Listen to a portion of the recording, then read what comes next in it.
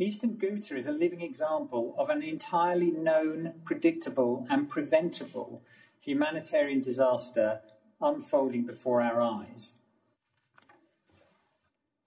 Thank you very much. Humanitarian access is not a nice to have. It is a legal requirement. Counter-terrorism efforts cannot supersede the obligation to respect and protect civilians. They do not justify the killing of civilians and the destruction of entire cities and neighborhoods. Scores of civilians in Damascus City. So in 2017, Mr. President, we reached 175,000 people a month. In the last 3 months, we've reached 22,000 a month. These are not reports or allegations. We have complete factual information on this because they are our convoys. In the death of at least 50 people and wounding.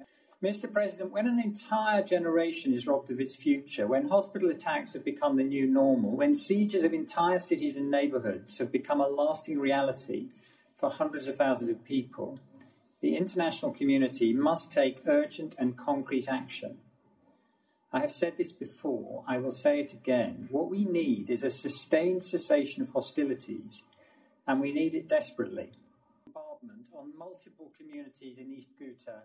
Массовый психоз в мировых СМИ, скоординированно тиражирующих последние дни одни и те же слухи, совершенно не помогает пониманию ситуации. Мы настойчиво интересуемся, какими гарантиями будет обеспечено соблюдение этого перемирия. Но вразумительного ответа так и не получили. Мол, главное принятие, детали можно додумать потом. Сложная материя сирийского конфликта такую логику отторгает.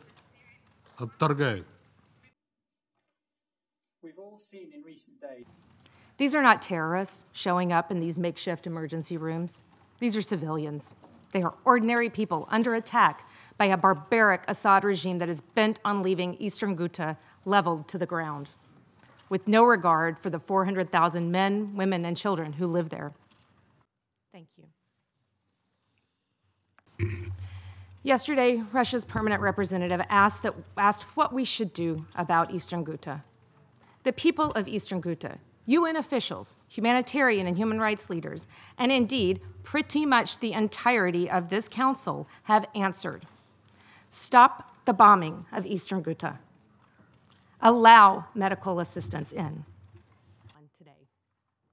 You also now have heard. إن الأمم المتحدة تعيش اليوم أزمة مهنية وأخلاقية لا يمكن للعقل أن يستوعبها.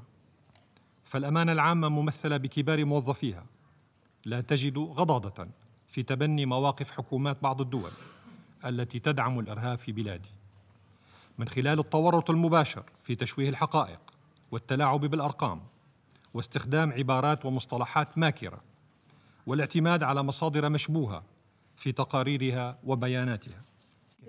ألا وهو أنكم لم تنسقوا مع الوفد السوري إطلاقاً.